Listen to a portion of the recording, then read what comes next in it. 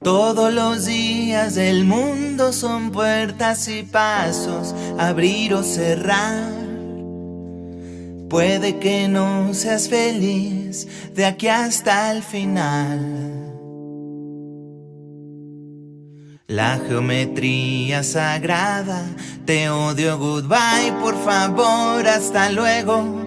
Perdón, con permiso, me cagas, te amo. Todo cambió de repente, los días, los meses, las horas de abril.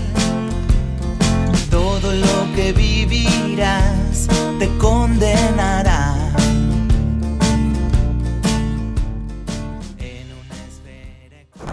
Pasajeros con destino a Bogotá, favor de abordar por la puerta número 14. 14. El número del carro. La carta que me indicó que debía ponerme en movimiento para completar esta historia. Y aquí, estoy rumbo a Colombia de nuevo, para seguir descubriendo y haciendo públicos los lazos que nos unen al narco y el poder en nuestras dos naciones. Bienvenidos a la ciudad de Bogotá, capital de Colombia. La hora local es 10 horas y la temperatura exterior 14 grados centígrados. Bienvenidos a Colombia, el país que más ha sufrido por culpa de la guerra contra el narcotráfico.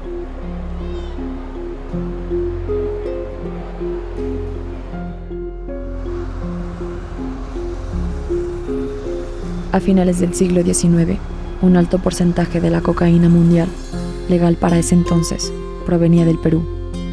Para la década de los 60 del siglo XX, Colombia asumió el rol de uno de los mayores productores en el mundo. Pero a diferencia de cómo lo hacía Perú en el siglo XIX, esta vez era en la ilegalidad.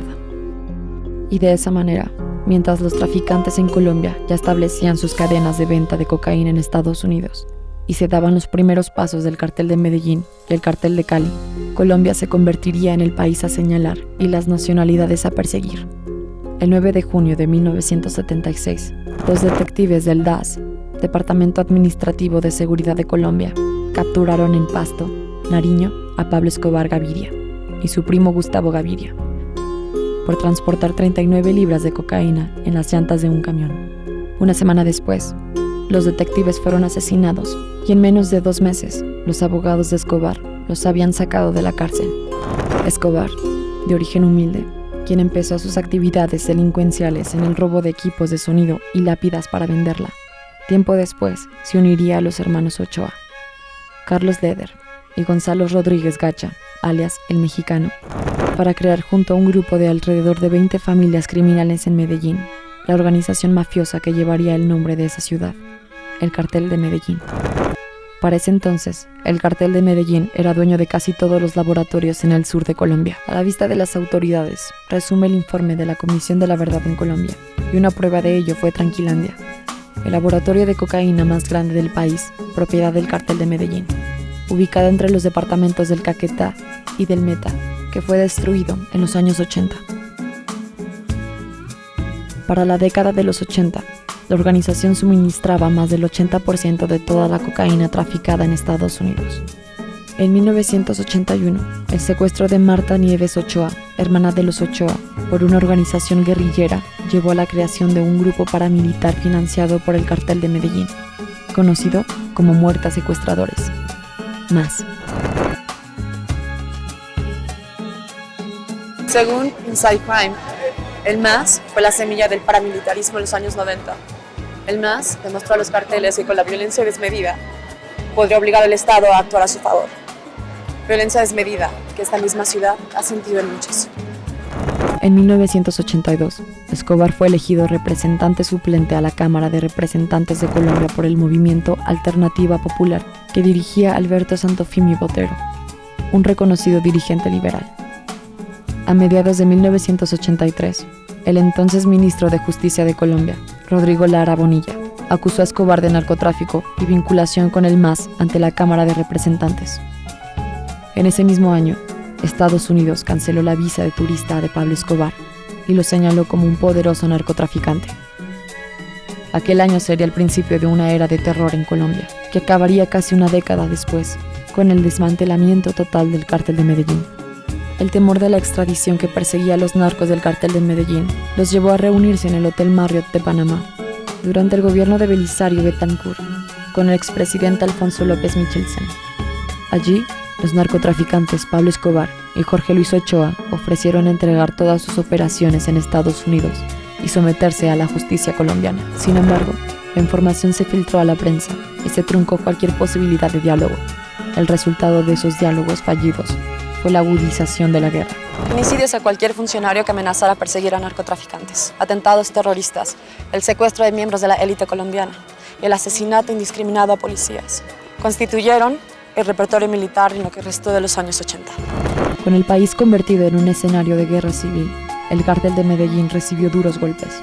Carlos Leder fue capturado, extraditado y entregado a un juez de la Florida por tráfico de drogas en 1987. 2 años más tarde, Gonzalo Rodríguez Gacha, el mexicano, cayó acribillado por ráfagas ametralladoras en un cerco policial en Coveñas. Entretanto, Escobar funda la oficina de Envigado, una oficina en la alcaldía de Envigado, municipio de Antioquia, contigua a la ciudad Medellín, para cobrar el dinero que le debían los narcotraficantes, enviando a sus sicarios a quienes se negaran a pagar, lo que causó malestar dentro del mismo cartel. En 1991, el entonces presidente César Gaviria, mediante el decreto 2047, estableció la garantía de no extradición, pena a favor de los delincuentes que se entregaran ante la justicia y confesaran sus delitos. Escobar reapareció y se acogió a esta ley, pero no tardó mucho en escaparse de la cárcel, la catedral que él mismo había ordenado construir. Gilberto Rodríguez Orejuela, líder del cartel de Cali, dijo: para evitar que continuaran atentando contra el pueblo colombiano y contra nosotros, creamos los Pepes, perseguidos por Pablo Escobar. Yo fui el creador y Fidel Castaño, creador de las Autodefensas Unidad de Colombia, AUS, su jefe militar. Los Pepes eran una alianza de paramilitares y narcotraficantes del cartel de Cali, cartel del norte del Valle y ex socios del cartel de Medellín, que querían aniquilar a Escobar. El gobierno conformó el bloque de búsqueda. George Bush autorizó el despliegue clandestino de la Fuerza Delta y de personal norteamericano adicional, según la Comisión de la Verdad. En una entrevista concedida en el 2004 por el fallecido capo del cartel de Cali, Gilberto Rodríguez Orejuela, a la W Radio, antes de su extradición, contó cómo se aliaron con el gobierno para lograr la captura de Pablo Escobar. En 2022, el exagente de la DEA, Chris Feistel, declaró para W Radio que el cartel de Cali dio información para localizar a Pablo Escobar. Cuando sostenía una llamada telefónica con su hijo, el 2 de diciembre de 1993, los Pepes y el bloque de búsqueda ubicaron el refugio de Escobar, en Medellín, y lo asesinaron mientras intentaba huir por el techo. Por los crímenes de los Pepes solo investigaron a Fidel Castaño, quien fue asesinado un mes después que Escobar. Diego Fernando Murillo, alias Don Berna, antiguo socio de Escobar, quien ayudó a fundar y dirigir los Pepes, de quien también se rumora es el autor del tiroteo que acabó con la vida del capo, asumió el poder en Medellín. La baja de Escobar le puso fin a un periodo en el que entre 1984 y 1993, él y su gente realizaron 623 atentados, que dejaron alrededor de 402 civiles muertos y 1.710 heridos. Solo en 1989 detonaron 100 bombas contra supermercados, entidades bancarias, colegios, instalaciones eléctricas y telefónicas.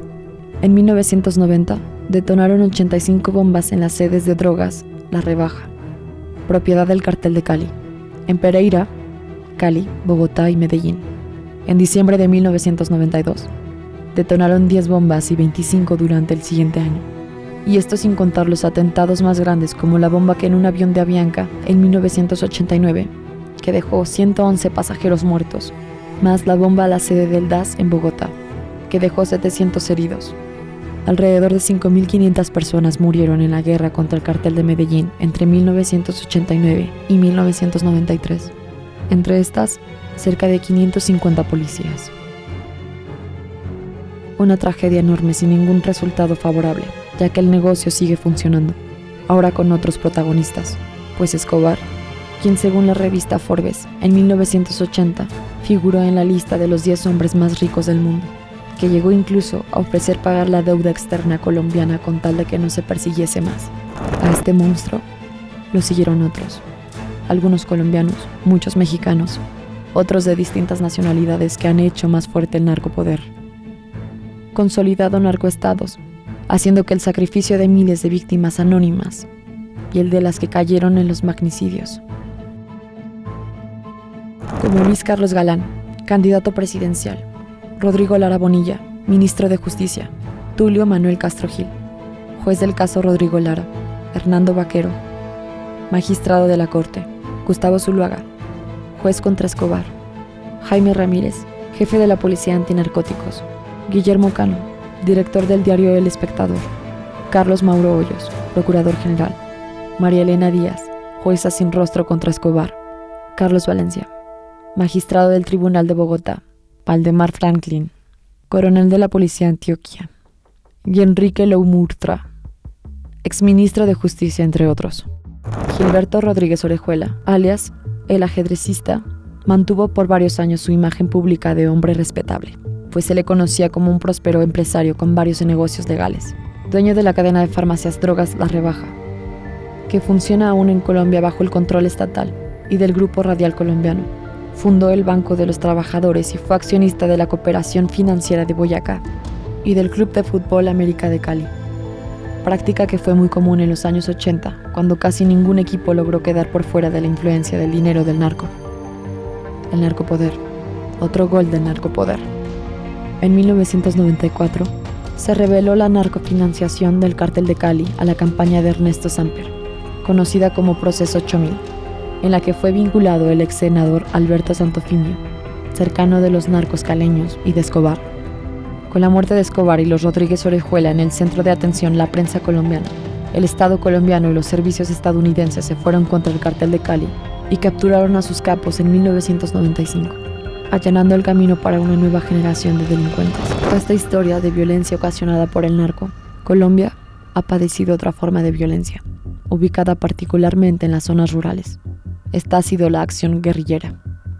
Tras el asesinato del caudillo liberal Jorge Eliezer Gaitán, la violencia en los campos se intensificó, donde grupos de paramilitares conservadores apodados chulavitas se enfrentaron a los liberales o cachiporros en una guerra sin cuartel y con métodos de exterminio que aún hoy causan horror. Vino un golpe de Estado, una corta dictadura, nuevas guerrillas campesinas, algunas liberales, alguna comunista, acuerdos, amnistías y luego algo que ha sido una constante en los procesos de paz: la persecución y asesinato de los desmovilizados. Tras la instauración del Frente Nacional en 1958, un acuerdo que permitía a los dos partidos tradicionales, liberal y conservador, alternarse en el poder durante 16 años, 4 periodos presidenciales, con la presión y presencia norteamericana cada vez más notoria, con planes expansivos como la Alianza para el Progreso, bajo el influjo de la Revolución Cubana. Nuevas organizaciones armadas campesinas fueron surgiendo, y estos grupos que adoptaron la ideología marxista se convirtieron en guerrillas, siendo las FARC la más antigua, viniendo luego el ELN, el EPL, el M-19, que se reivindicaba revolucionario, mas no marxista, y una organización indígena, el Quindín Lame, entre otras. Más guerrilleras, masacres, secuestros, minas, bombas, son el doloroso recuerdo de una confrontación que duró casi 60 años, fruto de las desigualdades de un país tan desigual como el nuestro, y de la aparición de ese aliado tenebroso que ha permitido preservar la guerra, el narcopoder. Hoy Colombia busca por la vía del diálogo ponerle fin a esta historia de violencia, y se adelantan procesos de negociación con el ELN, con residuos de las FARC, que no se desmovilizaron en el proceso que se adelantó en el gobierno Santos y que se conoce como disidencias. En un proceso ambicioso llamado La Paz Total, que busca encaminar a Colombia hacia el progreso y un destino que por fin sea bello.